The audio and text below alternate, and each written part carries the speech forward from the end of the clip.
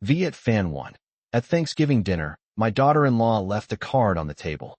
It was cream-colored, thick paper, gold trim around the edges. The kind you use for wedding invitations or baby showers. Not for what she had written inside. Family trip, clean the house while we're gone. She'd even added a little smiley face at the bottom. I looked at it for a long moment. Then I folded it once. Neatly, carefully, and placed it beside my plate. I didn't say a word. I'm glad you're here. Stay with me until the end, and tell me in the comments where you're watching from. I never imagined that at 72 years old, I would be sitting at my own Thanksgiving table reading instructions like I was hired help.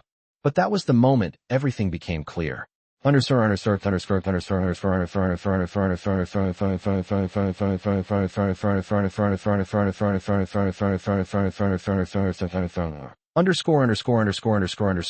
I had started cooking 2 days earlier. That's what I've done every Thanksgiving since 1978. Back when my husband, Richard, would wake up early to watch the parade on television while I basted the turkey in the oven. Back when my son still ran down the stairs in socks that never matched, asking if the pie was ready yet. Some traditions stay in your hands long after they leave your heart. This year, I made a 20-pound turkey. It barely fit in my oven, but I bought it anyway because Elliot had once said he loved leftovers. I made cornbread stuffing from scratch, mashed potatoes whipped with real butter, fresh green beans with toasted almonds, cranberry sauce the way Richard liked it, slightly tart, not too sweet. The house smelled warm, familiar, safe. I even polished the silverware. That morning, I pressed my best tablecloth. Ivory linen, the one we used at anniversaries and graduation dinners. I set the china plates evenly, measured the distance between forks and knives like it mattered. Maybe I thought if everything looked perfect, we would feel like a family again. By 4 o'clock, they arrived. Elliot walked in first. My son, 50 years old now, taller than his father ever was.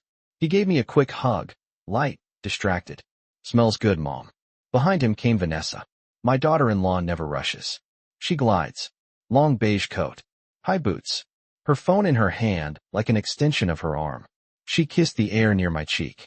Happy Thanksgiving, she said, already looking past me into the house. My 2 grandchildren followed. Caleb barely looked up from his tablet. Sophie gave me a polite smile before asking where the Wi-Fi password was. I told myself not to be sensitive. People change. Times change.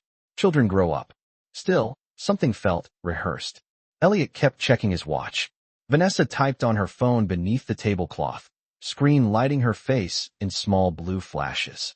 Even during dinner, I carved the turkey slowly, the knife steady in my hand. No one complimented the stuffing. They ate quickly, too quickly, like this was a stop along the way to somewhere else. Halfway through the meal, Vanessa reached into her purse. I assumed she was pulling out lipstick, or one of those tiny hand sanitizers she carries everywhere. Instead, she placed the card on the center of the table, right beside the gravy boat. For you, she said lightly. Elliot didn't look at me. He took a sip of water. I wiped my fingers on my napkin before opening it. Family trip, clean the house while we're gone. I read it twice. Not because I didn't understand, but because I wanted to be sure I hadn't misunderstood. Vanessa leaned back in her chair. We're heading to Aspen tonight. Elliot wanted to surprise the kids. Aspen. I glanced toward the hallway. 2 suitcases sat by the door, already packed. Caleb looked up just long enough to say, Dad said you don't like the cold, Grandma. Sophie added, we'll FaceTime. I nodded slowly. Aspen is 1,000 miles from here. A 3-hour flight. Expensive this time of year.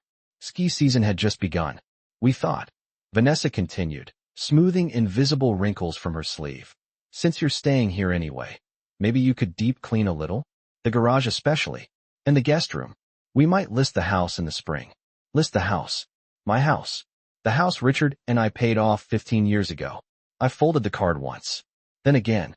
I see, I said. Elliot cleared his throat. It's just you have more time, Mom. And the place could use some organizing. More time. I spent 40 years raising him. 25 years working part-time while volunteering at his school. 10 years caring for Richard through chemo appointments and hospital visits. But yes, now I had time. Vanessa smiled, satisfied with the efficiency of it all. We'll be gone 5 days. 5 days. Thanksgiving too. Tuesday. They stood almost in unison. The plates were still half full.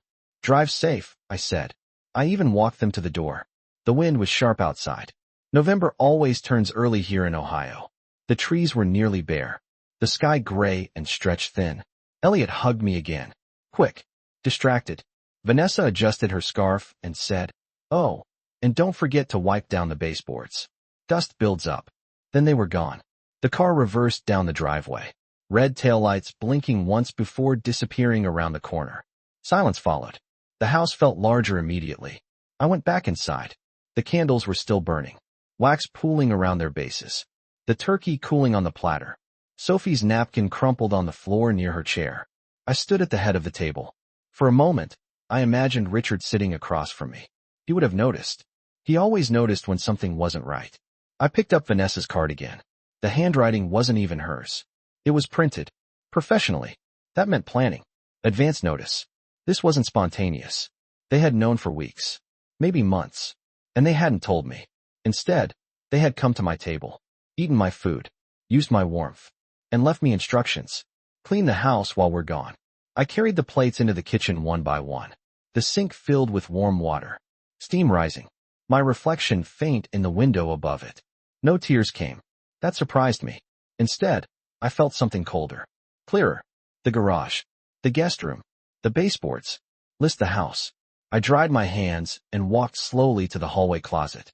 Inside, on the top shelf, was a small metal box. Richard had always told me, keep copies of everything. I took the box down and set it on the kitchen table where the card had been. The candles burned lower. I didn't open the box yet. Not tonight. Tonight, I would clear the plates, blow out the candles, and let them believe I was exactly what they thought I was. A woman with time. But by the time they returned from Aspen, they would learn something very different. I wasn't the maid. And this wasn't their house to command. Viet Fan 2 Bam, Sat Tai Lu, Content Mao, Ford, TXD, 900 Token. Kong Viet Trend Canvas. Teep Noi Fan 1. No Dong Not Nan Vat Va Boi Can, Twin. Loijon Sa Cho Fu Hop. CHY Van Fong KY Thuat Viet Tra Lai Ket Quada Lam, NOI Dung YouTube, Chu Kong Phi Bien Tap, Nu Dao Dai in the house sounded different after they left. Not quieter. Just hollow. I stood in the kitchen for a long time, staring at the sink full of dishes. The turkey platter still sat on the counter, grease cooling into a thin film. The cranberry sauce had begun to crust along the edges of the bowl. 5 days. Aspen. I walked to the window and looked out at the driveway. Empty now. A thin layer of frost already forming on the grass. They had packed before dinner. That was the part that settled in slowly. The suitcases by the door. The quick bites. The glances at the clock. This wasn't an impulsive decision.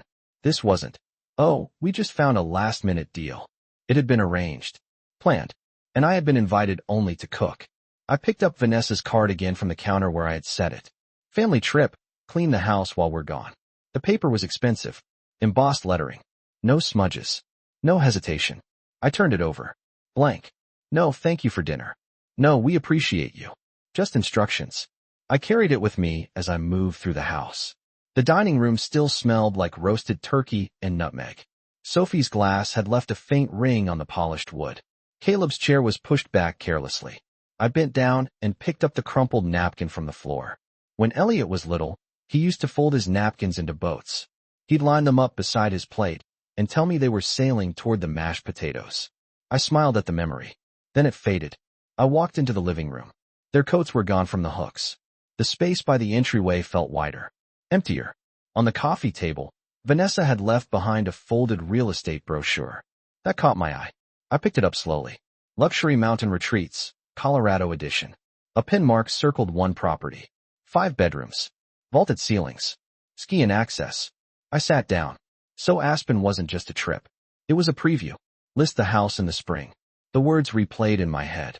My house. Richard and I bought this place in 1984. Interest rates were high. We skipped vacations for years to make the mortgage payments. I worked double shifts at the library when Elliot started college. When Richard got sick, we refinanced once, then paid it off entirely 5 years later. The deed was still in my name. Only mine. After Richard passed, Elliot had offered to help manage things. I let him sit in on one meeting with my accountant. I added him as an emergency contact on one utility bill, but I never transferred ownership. I never signed anything.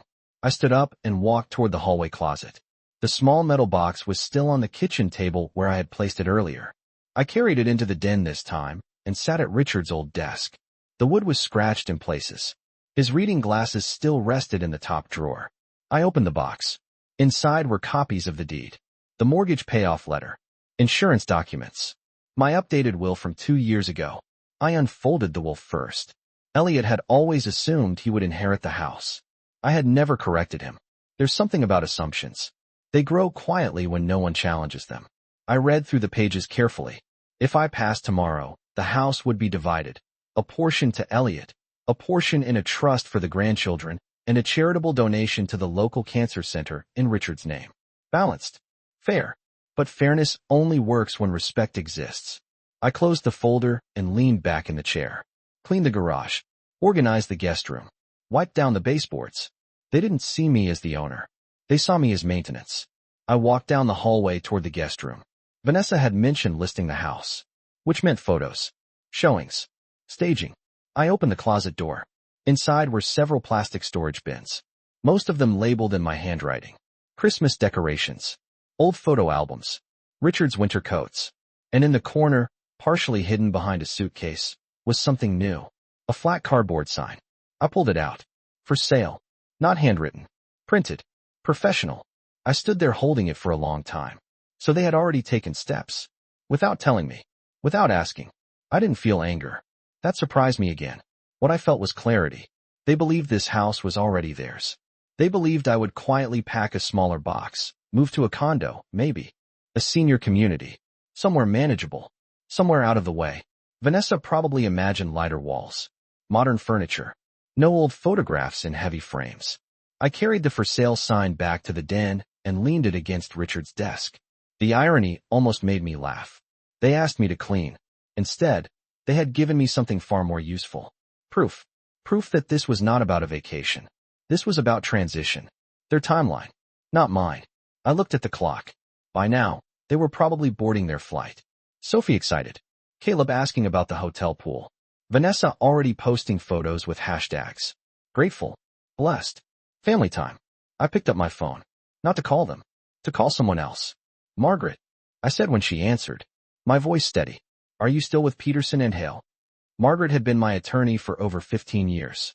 She handled Richard's estate. She handled my will. Yes, she said. Why? I'd like to schedule an appointment. First thing Monday morning.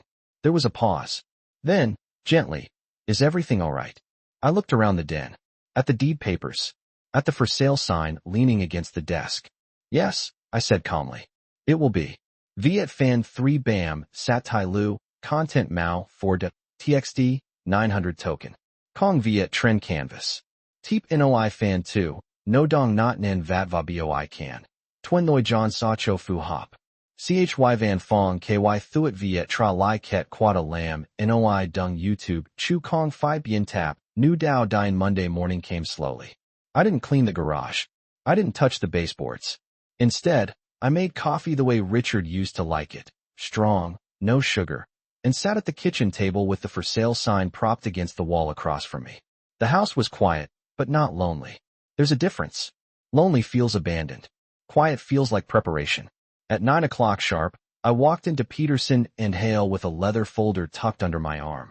Margaret greeted me the way she always had. Steady eye contact, firm handshake, no unnecessary pity. We sat down in her office. I want to make changes, I said. She didn't ask why. I laid everything out on her desk. The copy of my will. The deed. The brochure from Aspen. And finally, the for sale sign. Margaret's eyebrows lifted slightly. They didn't tell you? She asked. No, I said. They left a card. I didn't elaborate. I didn't need to. She nodded once, slow and deliberate. Do you still intend for your son to inherit the house? That question sat between us for a moment. I thought about Elliot at 8 years old, building snow forts in the backyard. I thought about him at 17, asking if I could co-sign his first car loan. I thought about him at 35, holding my hand at Richard's funeral. Then I thought about Thanksgiving dinner. Family trip, clean the house while we're gone. I intend, I said carefully, for my estate to go to people who understand what it represents. Margaret folded her hands. What would you like to do? I'd like to put the house into an irrevocable trust, I said. Effective immediately. And I'd like to remove Elliot as executor. Her pen paused midair. That's significant. Yes. And who would you like to appoint instead? I looked at the framed photo on her bookshelf. Her firm had sponsored a wing at the local cancer center in memory of Richard. The trust will maintain the property until my passing, I said. After that, it will be sold. 50% to the Cancer Foundation in Richard's name. The remaining 50 split evenly between the grandchildren. And your son? He will receive a fixed inheritance. Monetary, not the house. Margaret studied my face for a moment. You're certain? I didn't raise my voice. Yes. Paperwork takes time. Signatures. Initials. Witnesses. By noon, the structure of my estate had shifted completely. Legally. Cleanly. Without drama. Before I left, Margaret looked at me and said quietly, "You don't owe anyone access to what you built." I nodded once. I already knew that. Understood. When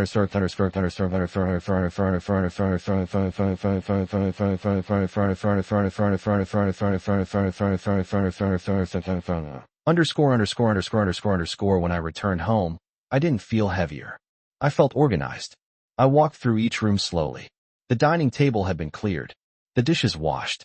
The turkey wrapped and stored. The house looked exactly as it had before Thanksgiving. Except now I saw it differently. I walked into the garage. Dust lined the shelves. Old paint cans. Elliot's childhood baseball glove in a cracked cardboard box. I picked it up and ran my fingers over the worn leather. There was a time he wouldn't go anywhere without that glove. Now he packed ski equipment instead. I placed the glove back gently. Then I did something Vanessa would never expect. I cleaned. Not because she told me to. Because I wanted clarity. I sorted through old storage bins. Labeled what mattered. Threw away what didn't. I opened windows despite the cold and let fresh air sweep through the space. By evening, the garage looked different. Lighter. Not staged. Prepared. That night, my phone buzzed. A photo notification. Vanessa had posted. Aspen, Colorado. Snow falling lightly. The kids smiling in thick winter jackets. Elliot standing behind them, arm around her waist. Caption, grateful for family time. Creating memories. I stared at the image for a long moment. Then I clicked on the comments. Friends praising them. Beautiful family. You deserve it. No mention of me. I didn't feel anger. I felt distance. Distance can be useful. It keeps you from reacting too quickly. On Tuesday afternoon, a neighbor stopped by. Mrs. Henderson from across the street. She's lived there almost as long as I have. I saw Elliot loading suitcases, she said gently. You staying behind? Yes, I replied. She hesitated. There was a realtor here last week. I looked at her calmly. I know. Her eyes softened. You all right? I will be. She squeezed my hand before leaving. That confirmed it. They had already begun conversations. Already shown the house. Without telling me.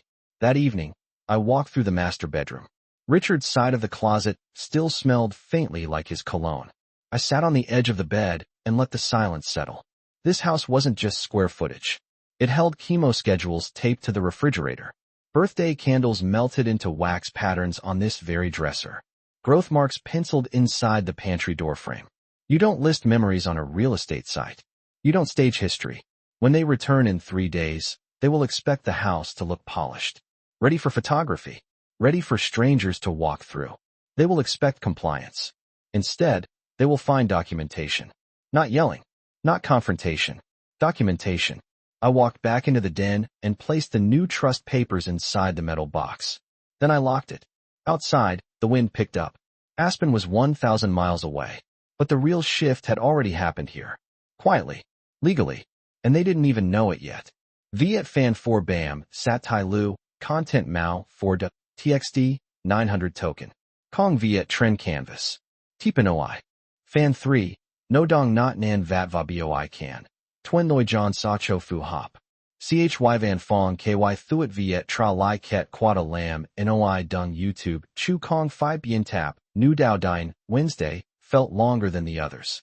Not because I was waiting for them, but because I was remembering. There's a difference between reacting to the present and understanding the pattern behind it. By midweek, the house had settled into a new rhythm. I moved through it slowly. Intentionally. I didn't rush. I made my bed. Opened the curtains. Watered the plants near the kitchen window. The same plants Vanessa once said made the house look dated. I ran my hand along the dining table, where the Thanksgiving plates had been. The memory replayed again. The card. The smiley face. But this time, I looked past the card. I started seeing the earlier signs. Last Christmas, Vanessa insisted we skip hosting here. It's too much for you, she'd said gently. Let us handle it. Christmas ended up at their place. Smaller. Controlled. I brought homemade pie. She replaced it with store-bought cheesecake. Mother's Day the year before, Elliot sent flowers. They arrived 2 days late. Vanessa posted a photo that afternoon, brunch downtown. Captioned, celebrating motherhood. I wasn't in the picture. There had been comments about downsizing. Subtle at first. You don't need all this space. It must be exhausting. Wouldn't a condo be easier? Each one delivered like concern. Each one planting something. And I had smiled. Because mothers are trained to smooth things over. To interpret indifference as busyness. Disrespect as generational difference. But Thanksgiving wasn't generational. It was deliberate. I walked into the kitchen and opened the drawer where I keep old paperwork. 2 years ago, Elliot had brought over a folder. Just in case something happens, he said casually. We should make sure everything's organized. Inside were blank transfer forms. Property discussions. Suggestions. I never signed them. I told him I'd think about it. He hadn't brought it up again. Until now. List the house in the spring. They didn't ask if I was ready. They assumed. That afternoon, I drove to the bank. The sky was low and gray. The kind of November day that feels unfinished. Inside, I requested a review of all linked accounts. There were only 2 utilities with Elliot listed as secondary contact. I removed his name from both. No announcement. No confrontation. Just paperwork. The manager asked if I needed assistance with anything else. I'm reviewing my estate plan, I said evenly. He nodded like that made sense. It did. When I got home, I noticed something new. On the front porch, tucked near the welcome mat, was a business card. Realtor. I picked it up. It had rained lightly the night before, so the ink had bled slightly at the edges. On the back, handwritten. Call me when you're ready to discuss timeline. Timeline. Not if. When. I stood there for a moment, the cold air brushing against my face. So they had been moving faster than I thought. I went inside and placed the card next to the for sale sign, leaning in the den. Evidence. Not accusations. Evidence doesn't argue. It simply exists. That evening, Vanessa posted another photo. Ski slopes. The children laughing. Elliot holding hot chocolate. Caption. Nothing like family traditions. Traditions. I looked around my living room. The same wreath Richard hung every December still sat boxed in the closet. The wooden nativity scene I carved with Elliot when he was 12 was wrapped carefully in tissue paper upstairs. Those were traditions. Not plain tickets. I didn't comment on her post. I didn't call. Instead, I pulled out an old photo album. Page after page of birthdays in this house. Science fair projects spread across the dining table. Christmas mornings in pajamas. Richard asleep in his armchair with a newspaper folded over his chest. This house was never just property. It was witness. And witnesses deserve respect. On Thursday morning, the realtor's SUV drove slowly down the street again. I saw it from the front window. He didn't stop this time. But he looked. I made a note of the license plate. Not because I planned to confront him. Because documentation matters. Later that afternoon, Margaret called. The trust is fully recorded, she said. Effective as of yesterday. No one can list or sell the property without your authorization. I let that settle in. Thank you, I said. And if anyone attempts to represent ownership, she added, that's legally actionable. Calm. Professional. No drama. When I hung up, I walked into the master bedroom again. Richard's photograph sat on the dresser. You were right, I murmured quietly. Keep copies of everything. Friday would be their return. 5 days goes quickly when you're skiing. But here, something else had been happening. Not cleaning. Not staging. Reclaiming. I walked to the garage one last time before sunset. The shelves were organized now. Boxes labeled. The baseball glove placed gently on top where it could be seen. Not hidden. I turned off the light and closed the door. Tomorrow, they will expect gratitude for letting me stay. They will expect compliance. Instead, they will walk into a house that looks exactly the same. But legally, permanently, completely different.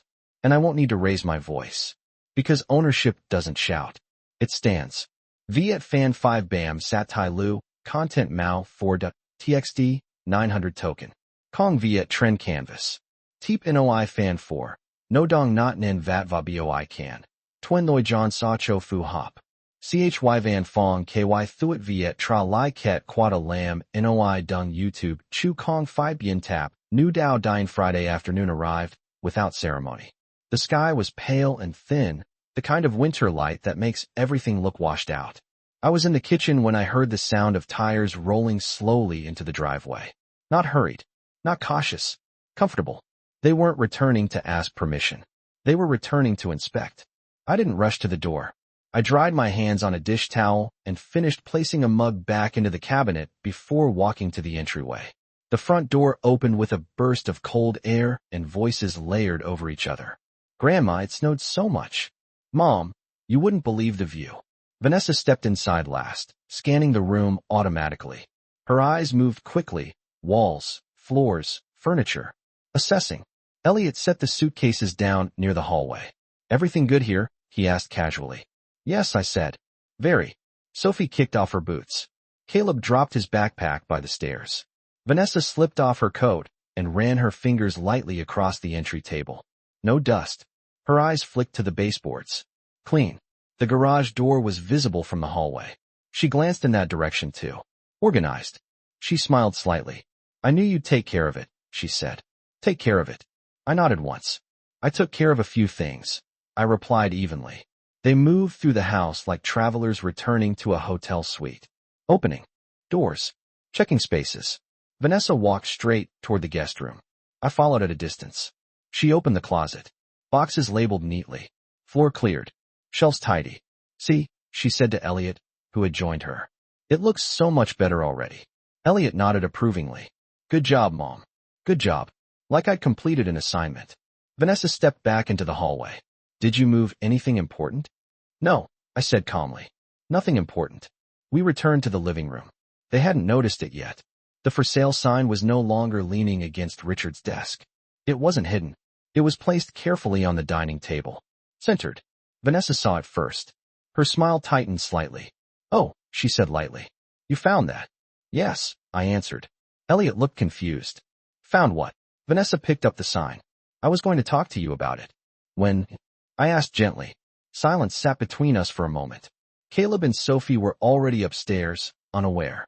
It was just preliminary. Vanessa continued smoothly. Exploring options. Exploring whose options? I asked. Elliot shifted his weight. Mom, we just thought it might be easier for everyone if you downsized. Less maintenance. Less stress. I see. My voice stayed steady. And the realtor who stopped by Tuesday? Vanessa's eyes flickered. Just briefly. Oh, that, she said.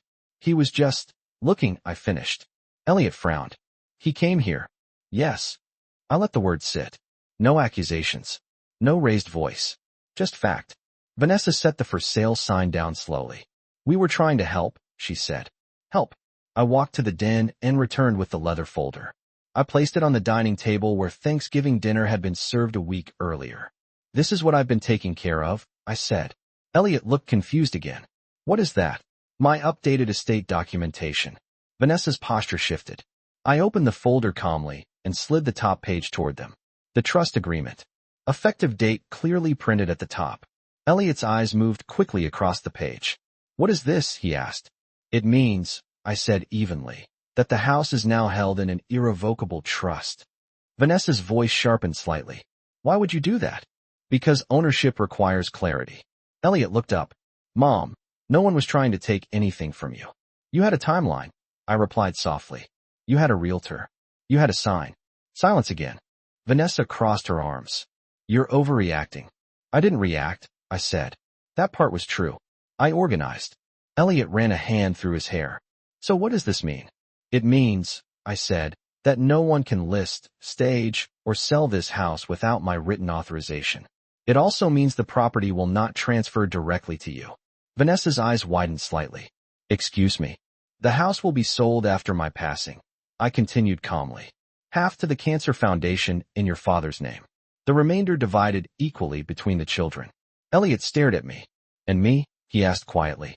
You will receive a monetary inheritance, I said. But not the house. Vanessa stepped forward. This is ridiculous. No, I said softly. What was ridiculous was leaving me a card. The words hung in the air. For the first time since they arrived, no one had a quick response. Elliot looked at the table. I thought we were just planning ahead, he said. You were, I answered. So was I. Upstairs, I heard Sophie laughing at something on her tablet. Life continuing. Vanessa picked up the trust document again, scanning for loopholes. There has to be a way to change this. There is, I said. They both looked up. Respect, I added quietly. Not apology. Not negotiation. Respect. I closed the folder and placed it back under my arm. This house is not a project, I said. And I am not maintenance. No shouting. No dramatic gestures.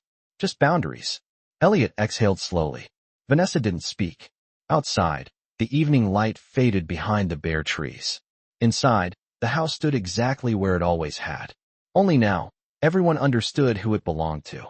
Viet Fan 6 Bam, Sat Tai Lu, Content Mao 4 de, TXD, 900 Token. Kong Viet Trend Canvas. Teep Noi Fan 5. No Dong Not Nen Vat Va Boi Can. Twin Noi John Sa Cho Fu Hop.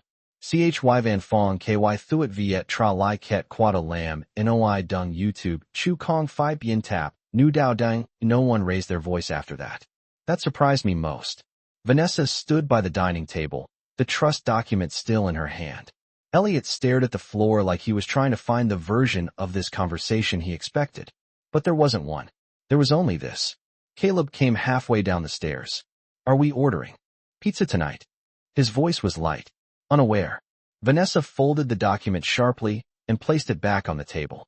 Go back upstairs, she said too quickly. He disappeared again. Elliot looked at me. Not angry. Not yet. Just unsettled. You didn't even talk to me, he said quietly. I didn't need to, I replied. That's not fair. I let that sit for a moment. Was the realtor fair? I asked gently. He didn't answer. Vanessa moved first. This is emotional, she said, smoothing her hair back like she was preparing for a negotiation. You're reacting because of a card. It was a joke. A joke, I repeated. Yes. We thought you'd understand. I looked at her steadily. Explain it to me, I said calmly. Explain the joke. Silence again. Vanessa's lips pressed into a thin line. It was just we thought you could help while we were gone. I did help, I said. The garage was clean. The baseboards wiped. The guest room organized. But that wasn't what I meant. I helped you understand something. I continued quietly. You were moving forward without me. Elliot finally looked up. That's not true. You had a timeline, I said. You had marketing materials. You had discussions. He rubbed his forehead. We were just planning ahead. For me? I asked softly. Or for you? The room felt smaller now. Vanessa's voice sharpened. You're making this bigger than it is. No, I said. I'm making it clear. I picked up the for sale sign from the table and walked toward the hallway. Mom, what are you doing? Elliot asked. I opened the front door. Cold air rushed in. Then, slowly, I placed the sign outside on the porch. Not facing the street. Facing inward. Toward the house. I closed the door gently. That, I said evenly, is as far as it goes. Vanessa stared at me. You can't just shut us out. I haven't, I replied. You're standing in my living room. Elliot exhaled slowly. So what happens now? Now. That word again. You stay, I said calmly. As guests. Vanessa blinked. Guests? Yes. This is our family home, she snapped. It is my home, I corrected softly. And you are welcome here. But not as decision makers. The difference landed. Elliot looked conflicted. Torn between habit and reality. We were trying to make things easier for you, he said. I know, I replied. That surprised him. I know, I repeated. But easier for me would have been a conversation. Not a card. Not a sign. Not a realtor circling the block. Upstairs, Sophie called down. Dad, can we decorate for Christmas? Decorate.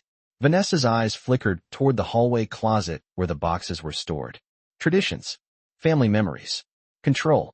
Elliot looked at me. Can we? Yes, I said. They both paused. Yes, I repeated. You can decorate. Vanessa seemed confused. You're not angry? No, that was the truth. Anger burns quickly. Clarity lasts. I walked to the kitchen and poured myself a glass of water. My hands were steady. Behind me, I could hear them speaking in low voices. Whispered strategy. Recalculating. But something fundamental had shifted. They no longer assumed ownership. They were assessing permission. That night, after the children were asleep, Elliot knocked softly on my bedroom door. Can we talk? I nodded and stepped aside. He sat on the edge of the chair near the window. I didn't mean for it to feel like we were pushing you out, he said. I believed him. Intent and impact are not always the same. But you were, I replied gently. He swallowed. Vanessa just thinks ahead. She plans. So do I said. He looked around the room. This house, it's big. It is. And someday, I interrupted softly, will be handled. Not scheduled. Handled. He nodded slowly. You're serious about the trust? Yes. And you won't change it? I looked at him carefully. I don't change boundaries because they're inconvenient. That was something Richard used to say. Elliot stood. I guess we misjudged things. Yes, I said quietly. He hesitated at the door. Do you still want us here? I didn't answer immediately. Then I said, I want family, not management. He left without another word. Later, I walked to the front door and opened it just enough to retrieve the for sale sign. I carried it to the garage and leaned it against the far wall. Not destroyed. Not dramatic. Just stored. Inside the house, Christmas boxes were being opened upstairs. Laughter drifting down the hallway. Life continuing. But this time, under terms that were clear. Ownership doesn't shout. It doesn't plead. It simply stands where it has always stood. And waits to be recognized. Viet fan 7 bam, sat tai lu, content mao 4.txt, 900 token. Kong Viet tren. Canvas. Teep noi fan 6. No dong not nan vatva boi can. Twin noi john sa cho fu hop. Chy van fong ky thuet viet tra lai ket quada lam, noi dung YouTube, chu kong phi bien tap, new dao dine Saturday morning, felt almost normal. That was the strangest part. I woke up to the sound of Sophie laughing downstairs. Christmas music played softly from someone's phone. The smell of coffee drifted through the hallway. For a moment, if I had chosen to forget, I could have pretended nothing had shifted. But shifts don't disappear just because the room looks the same. I got dressed slowly and walked downstairs. The living room was half decorated. Boxes open. Ornaments spread across the rug. Caleb was untangling lights with dramatic frustration. Vanessa stood near the tree, directing. No, that one goes higher. The gold one's on top. She paused when she saw me. Morning, she said, measured. Good morning. Elliot looked up from the ladder he was holding steady. Coffee's fresh, he offered. I nodded. Small gestures. Cautious ones. I poured myself a cup and sat in Richard's old armchair. From there, I watched them decorate a tree that had stood in this same corner for nearly 40 years. Sophie held up a wooden ornament shaped like a snowflake. Grandma, what's this one? I smiled. You made that when you were 5, I said. Her eyebrows lifted. Really? Yes. You painted it blue and refused to let anyone fix the glitter. She laughed. Vanessa glanced at me briefly. Memory is power. Not loud power, but rooted. As the morning unfolded, I noticed something else. Vanessa asked before moving things. Is it okay if we shift this table? Can we use this extension cord? Not dramatic, but different. Around noon, Elliot joined me near the window. The kids want to bake cookies, he said. Is that all right? Yes, I replied. He hesitated. I talked to Vanessa last night. I waited. She didn't realize how it looked. How it looked? I repeated. He nodded. The card. The sign. The realtor. There it was. Acknowledgement without apology. It's a beginning. I'm not trying to compete with you, he added quietly. Or take over. I know, I said. You just move fast. He exhaled slowly. We thought we were planning ahead responsibly. Responsibility, I said gently, includes asking. He didn't argue. That afternoon, Flour dusted the kitchen counters. The children pressed cookie cutters into soft dough. Vanessa stood beside me at the sink while we washed baking trays. For a moment, we worked in silence. Then she spoke. I wasn't trying to replace you. I rinsed my hands and dried them carefully before answering. I didn't think you were. She looked surprised. I thought you were trying to reposition me. Her jaw tightened slightly. That wasn't. You left a card, I said evenly. Not a conversation. She stared at the water running down the drain. We thought you'd resist. Resist what? Selling. Downsizing. Letting go. I turned to face her. Letting go isn't the same as being pushed. That landed. She didn't argue again. Upstairs, the children were arguing over frosting colors. Life layered over tension. Later that evening, once the house quieted, Elliot brought out an old photo album from the bookshelf. He sat on the couch and opened it slowly. There was a picture of him at 12, holding a fishing rod in the backyard pond behind the house. Richard standing behind him, proud. "I forgot about this," he murmured. "You didn't," I said softly. "You just moved forward." He nodded. "Do you hate us?" he asked quietly. The question was raw. "No," I answered immediately. "Are you disappointed?" I thought for a moment. "I'm awake." He looked at me carefully. "That's worse." "No," I said gently. "It's clearer." We sat there for a long time without speaking. The trust documents remained locked in the metal box upstairs. Untouched. Unchanged. Not a threat. A boundary. Sunday morning, Vanessa approached me again. "If we wanted to talk about future plans," she said carefully, "how would you want to do that?" It was the first real question she had asked. "Together," I replied. "At this table. Without assumptions." She nodded once. No promises. But a shift. The house felt steadier now. Not because conflict disappeared. Because clarity settled. Before dinner that evening, I walked into the garage alone. The for sale sign leaned quietly against the wall where I had placed it. I ran my fingers across the printed letters. Not angry. Not bitter. Just aware. Then I turned off the light and closed the door. Upstairs, the grandchildren were hanging stockings along the staircase railing.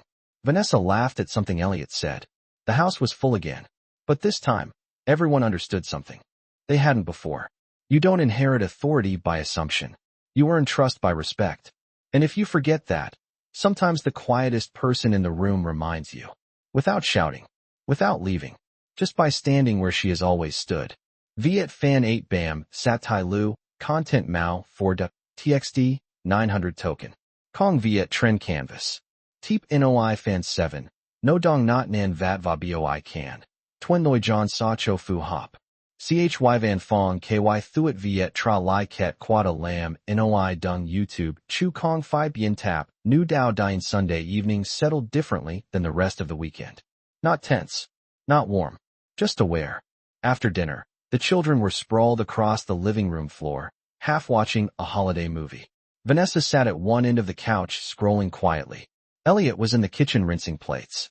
The house felt full again. But not assumed. I folded a dish towel and placed it back in its drawer. Then I walked toward the den. "Can we talk?" Vanessa's voice came from behind me. I turned. She wasn't sharp now. She wasn't defensive. Just measured. "Yes," I said. We sat at the dining table, the same table where she had placed the card a week ago. No paper this time. No sign. Just wood and space between us. "I need to understand something," she began carefully. "Did you already feel like we were trying to push you out before Thanksgiving?" The question was different. Not denial. Inquiry. "Yes," I answered. She blinked. "When?" "Last Christmas," I said. "When hosting became inconvenient. When decisions became announcements." She sat quietly. "We weren't trying to erase you." "I don't think you were trying to erase me," I replied. "I think you were trying to reorganize your future. And you thought we were rushing yours." "Yes." She exhaled slowly. "We worry," she admitted. "About the size of the house. About stairs. About maintenance. About emergencies. Concern. Real or strategic. It didn't matter. Concern without consent is control. I appreciate concern," I said calmly. "I don't accept control." She nodded. That card was wrong. There it was. Not loud. Not dramatic. But spoken. I shouldn't have done it that way. "No," I agreed gently. Upstairs, I heard Sophie ask Elliot where the extra blankets were. Life moving. Vanessa looked down at her hands. "You're strong," she said. Quietly. "I'm prepared," I corrected. That difference mattered. The trust. The documents. The boundaries. They weren't punishment. They were protection. Elliot joined us a few minutes later. "We've been talking," he said, "about what this house means." I didn't interrupt. "It's not just equity," he continued. "It's memory." "Yes," I said softly. "And we treated it like a transaction." There it was again. Recognition. Vanessa nodded slowly. "We've been thinking long-term. Kids. Space. College funds. Stability. All valid," I said. "But not over you." Silence. Clear, steady silence. "I don't intend to live here forever," I continued. "But I will decide when I leave. And how." Elliot nodded. "That's fair." Fair. A word that only works when everyone understands the starting line. The children came down the hallway then, dragging blankets. "Can we sleep in the living room?" Caleb asked. Vanessa looked at me before answering. "Permission." "Yes," I said. They cheered and began building a nest of pillows. Later that night, after the movie ended and the house grew quiet, Elliot stepped outside with me onto the porch. Cold air. Thin moonlight. He leaned against the railing. I didn't realize how fast we were moving, he said. You were planning your life? I replied, and forgot I was still living mine. He looked down. Are you going to change the trust? There it was. Not demanding. Just asking. No, I said calmly. He nodded once. I understand. And for the first time, I believed he did. Inside, Vanessa was turning off lights one by one, moving slower than she had before. The for sale sign stayed in the garage. Not destroyed. Not displayed. Just stored. On Monday morning, they packed again. This time without haste. Without assumption. Vanessa stood near the door with her coat on. We'd like to talk again, she said. About the future. Properly. At the table, I replied. Yes. Elliot hugged me longer this time. Not distracted. The children kissed my cheek and promised to call. When the car pulled away, the driveway felt empty again. But not hollow. I walked back inside and stood in the center of the living room. The tree lights still glowed softly. Ornaments steady. Nothing had changed physically. But something had shifted permanently. They understood now. Not because I argued. Not because I punished. But because I stood. Ownership doesn't shout. Boundaries don't threaten. They remain. And when someone tries to step past them, they find a door that doesn't move. I turned off the lights one by one and headed upstairs. The house was quiet again. Not lonely. Just clear. Viet Fan 9 Bam, Sat Tai Lu, Content Mao 4 de, TXD, 900 Token. Kong Viet Trend Canvas. Teep Noi Fan 8. No Dong Not Nen Vat Va Boi Can. Twen Noi John Sa Cho Fu Hop. CHY Van Fong KY Thuat Viet Tra Lai Ket Quada Lam Noi Dung YouTube Chu Kong Phi Bien Tap New Dao Dine Monday afternoon was quieter than I expected. Not because they had left. Because they had left differently. No rushed footsteps.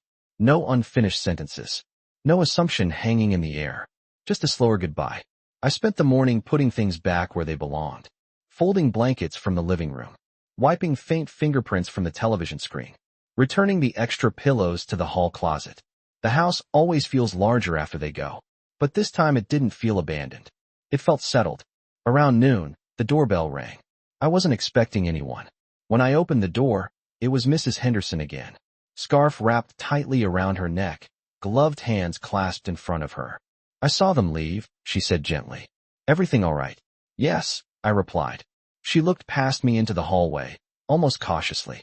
Is the realtor situation handled? It is. She nodded once, relieved. You know, she added quietly. He asked me last week if you were planning to relocate. I didn't flinch. What did you tell him? That you've lived here longer than anyone on this street. And you don't look like someone packing. I smiled faintly. Thank you. After she left, I closed the door and stood in the entryway for a moment. So it hadn't just been a drive-by visit. There had been questions, conversations, information gathered without me. I walked to the den and opened the metal box again. The trust documents were inside. Neat. Official. Unmovable. Margaret had called earlier that morning to confirm everything had been properly recorded with the county. No one can initiate a listing, she'd said, unless you sign. Clear. But clarity doesn't always stop attempts. It just makes them visible. I sat down at Richard's desk and pulled out a yellow legal pad. Not to write accusations. To write observations. Dates. Thanksgiving, card placed on table. Tuesday, realtor seen on property. Wednesday, business card left on porch. Friday, trust presented. Not because I expected a fight. Because documentation prevents confusion. And confusion is where pressure hides. Mid-afternoon, my phone buzzed. Elliot. I let it ring once before answering. Hi, Mom. Hello. We made it home. I'm glad. There was a pause. I've been thinking, he said. About the trust. Yes.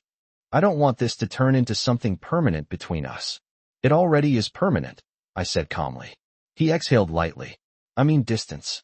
There doesn't have to be distance, I replied. There just has to be understanding. Another pause. Vanessa feels embarrassed. Embarrassment is temporary, I said. Disrespect is lasting. He didn't argue. We were worried, he admitted. About what happens if something happens. If something happens, I said gently, you call me. Not a realtor. Silence again. I should have asked, he said quietly. Yes. That was enough. We didn't stretch the conversation longer than it needed to be. After we hung up, I walked through the house again. The dining table where the card had once sat now held nothing but a small bowl of winter apples. The Christmas tree lights glowed softly in the corner. The baseboards were clean, but not because I had been instructed, because I chose to. There's a difference between being assigned a task and owning a space. In the late afternoon, I stepped into the garage. The for sale sign leaned where I'd left it. I picked it up and examined it carefully. Heavy cardstock, professional print, clean edges. It hadn't been an idea. It had been a step. I didn't tear it. I didn't throw it away. Instead, I slid it behind a tall storage bin labeled Elliot, School Projects. Let it rest there, behind history. That felt appropriate. That evening, I received a text from Vanessa. Short. I understand more now. Thank you for being direct. No emojis. No explanation. Just that. I stared at it for a moment. Then replied, clarity protects everyone. Nothing more. The house grew darker as the sun dipped behind the trees. I stood by the front window and watched the streetlights flicker on. This neighborhood had seen children grow up. Marriages begin. Illnesses pass through. Seasons change. Houses don't move quickly here. They hold. And sometimes, the people inside them have to hold just as firmly. I walked upstairs and paused in the hallway. The floorboards creaked in familiar places. Richard's photograph caught the last bit of light from the window. You always said, I murmured quietly, don't let people rearrange your life without you. I turned off the hallway lamp. The house settled into evening silence. Not defensive, not threatened, just steady. Ownership isn't about control. It's about responsibility.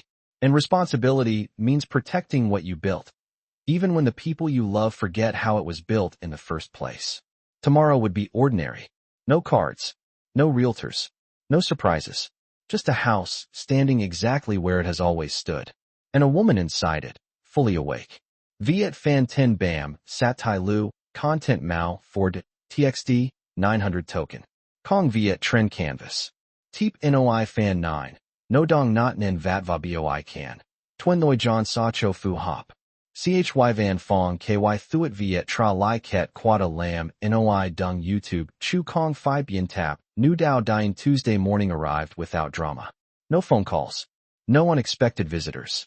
No realtors circling the block. Just sunlight through the kitchen window and the quiet hum of the refrigerator. I made oatmeal and stood at the counter while it simmered. The ordinary rhythm of the house felt restored. Not fragile. Just normal. But something inside me had shifted permanently. Clarity doesn't disappear once it arrives. After breakfast, I drove to the hardware store. Not because anything was broken. Because I wanted copies. Extra keys. The front door. The side entrance. The garage. I had given Elliot a spare key years ago. Back when just in case meant emergencies. Not assumptions. At the counter, the clerk asked, same cut? Yes, I replied. Metal teeth grinding into shape. Simple. When I returned home, I placed one new key on my keyring. The others went into the metal box upstairs. Then I sent Elliot a short message. I've updated the spare keys. If you need access, please call first. Not hostile. Not dramatic. Clear. His reply came 10 minutes later. Understood. That word again. Understood. Later that afternoon, I received an email notification from the county records office.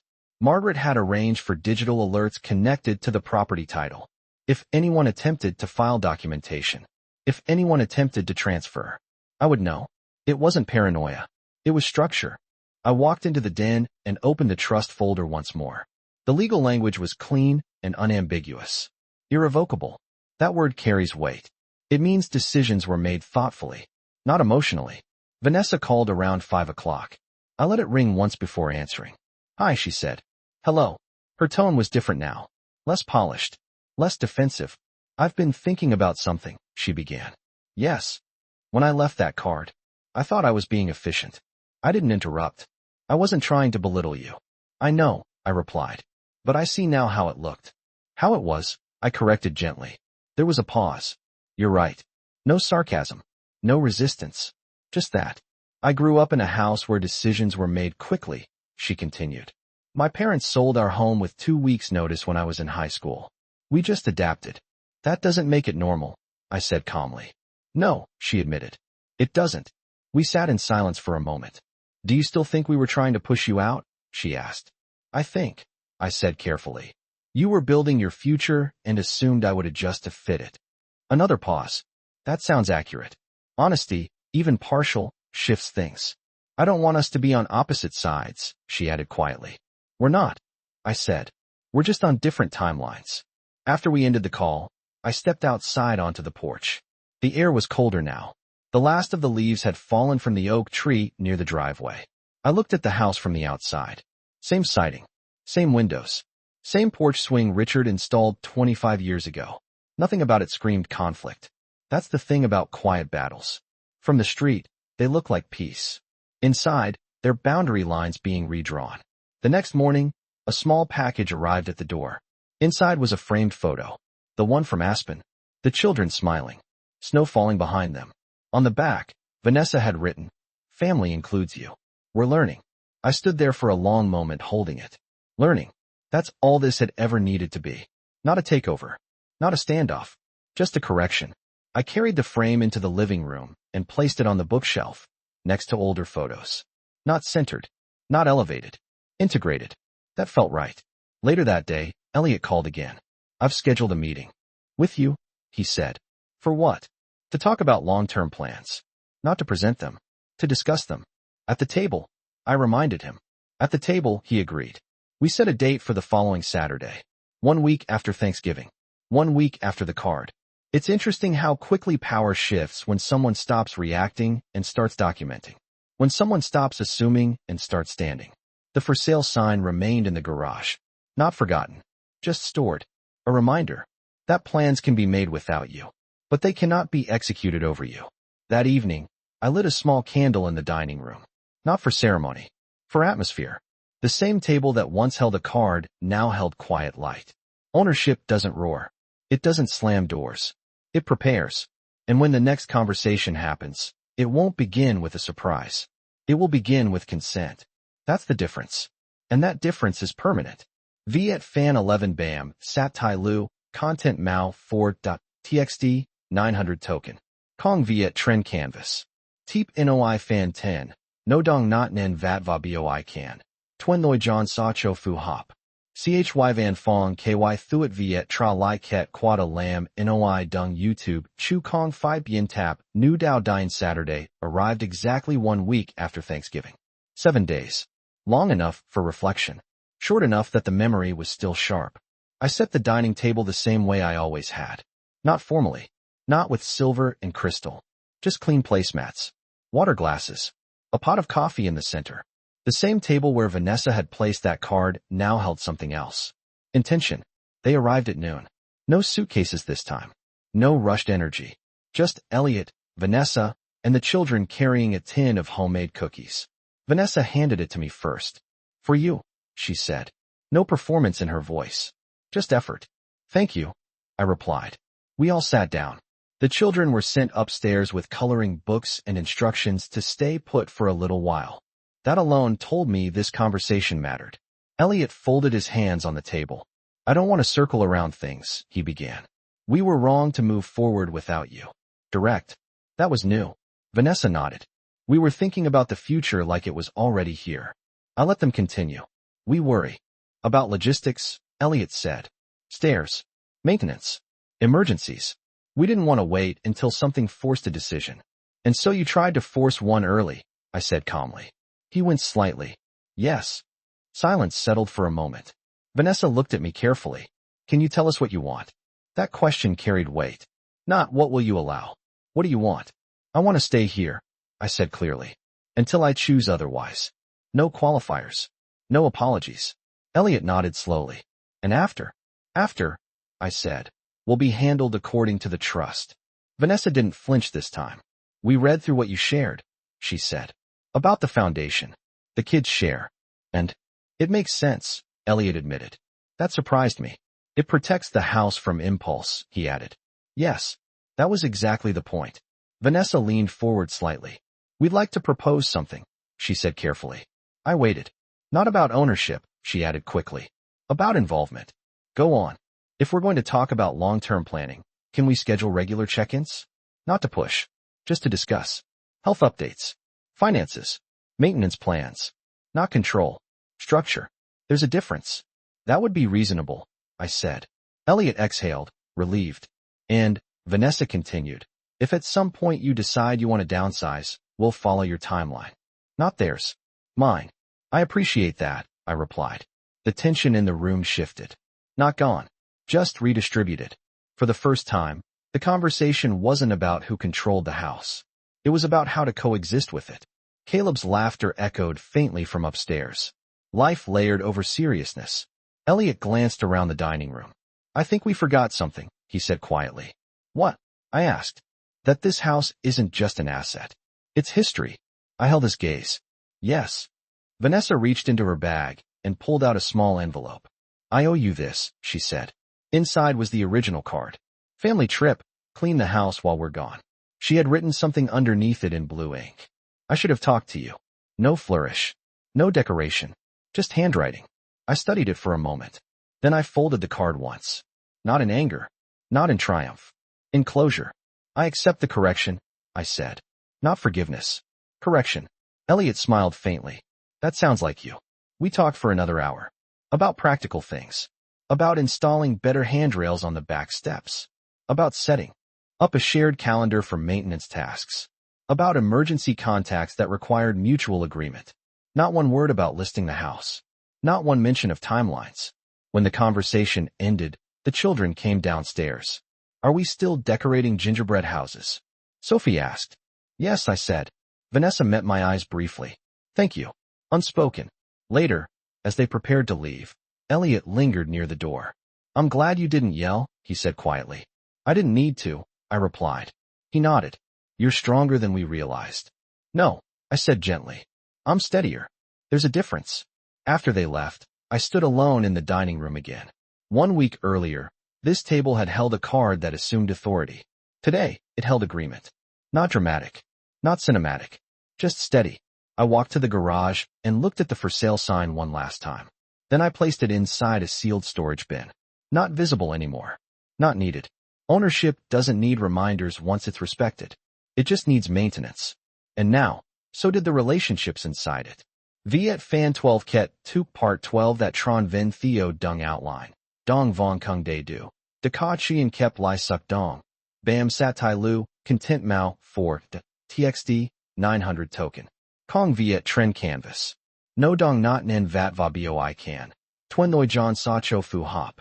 Chy van fong ky thuet viet tra lai ket quada lam, noi dung YouTube, chu kong fi bien tap, new dao dying Christmas morning arrived quietly. Not rushed. Not staged. Just soft light through the living room windows and the faint scent of pine from the tree in the corner. I woke before sunrise, the way I always do on holidays. For decades, that habit meant preparing. Cooking. Wrapping. Coordinating. This year, it meant something different. Presents. The house was still. I walked downstairs slowly, my hand brushing along the banister Richard had installed himself 30 years ago. The wood was worn smooth in places. Polished by time. By touch. The tree lights were still glowing from the night before. Underneath it sat a small stack of gifts. Not extravagant. Just thoughtful. Elliot and Vanessa had arrived late last night, quietly, without suitcases this time. Just overnight bags and the children, who ran inside as if nothing had ever been tense. But something had changed. They didn't move furniture. They didn't inspect corners. They didn't mention timelines. They asked. That's the difference. Around 7, I heard small footsteps upstairs. Then whispers. Then the unmistakable excitement of children trying not to wake the adults. Sophie came down first, hair tangled, eyes bright. Grandma, is it time? Yes, I smiled. Soon the living room was full. Caleb sat cross-legged on the rug. Elliot handed out coffee mugs. Vanessa sat beside me on the couch, not directing, not managing, just sitting. When it was my turn to open a gift, Elliot watched carefully. Inside the box was a simple frame. Not new. It held an old photograph. Richard and me in front of this house the year we paid off the mortgage. We were younger, tired, proud. On the back of the frame, Elliot had written, "Thank you for building something worth protecting." I didn't cry. I don't cry easily anymore. But I let my fingers rest on the glass longer than necessary. Vanessa spoke softly. We've been talking with the kids, she said, about what this house means. Sophie looked up at me. It's where Dad grew up, she said proudly. Yes, I answered. And where you and Grandpa lived? Caleb added. Yes. Elliot leaned forward slightly. We told them something important. I waited. That homes aren't taken, he said. They're trusted. That word again. Trusted. Not assumed. Not inherited. Earned. Later that afternoon, after wrapping paper had been gathered and dishes washed, we stood together on the front porch. Snow had fallen lightly during the morning, just enough to dust the lawn and the rooftops along the street. Vanessa slipped her arm through mine. Thank you, she said quietly. For what? For not burning it down when you could have. I smiled faintly. I don't burn what I built. Inside, the children were arguing about board games. Elliot was stacking plates in the kitchen. Life. Ordinary, but steadier now. That evening, after they left, I walked through each room slowly. The dining table where the card had once been placed now held nothing but a candle and the framed photo Elliot had given me. The baseboards were still clean. The garage organized. The for sale sign sealed away in storage. Not destroyed, just unnecessary. I paused in the hallway and looked at the walls lined with photographs. Every season of this house had held something. Birthdays, illness, laughter, silence, conflict, and now, understanding. I didn't win. This wasn't about victory. It was about alignment. Boundaries don't exist to divide. They exist to clarify. A week ago, I had been handed a card that reduced my life to a task list. Today, I had been handed something else. Recognition. Not loud. Not dramatic. Just steady. I walked into the den and opened the metal box one final time. The trust documents were still there. Unchanged. They would remain that way. Not as punishment. As protection. Because love without structure turns into assumption. And assumption turns into quiet erasure. I closed the box gently and returned it to the shelf. Then I turned off the lights downstairs and stood in the darkened living room for a moment. The house didn't feel threatened anymore. It felt respected. Outside, snow continued to fall softly. Inside, everything was still. Ownership doesn't shout. It doesn't demand applause. It simply stands long enough for others to understand its weight. And when they do, peace doesn't arrive in fireworks. It arrives in small, steady moments. Like a photograph in a frame. Like a conversation at the table. Like a front door that opens because someone knocked, not because they assumed it would. I am still here. In the house I built. Not as maintenance. Not as an obstacle. But as the foundation. And foundations don't move. They hold.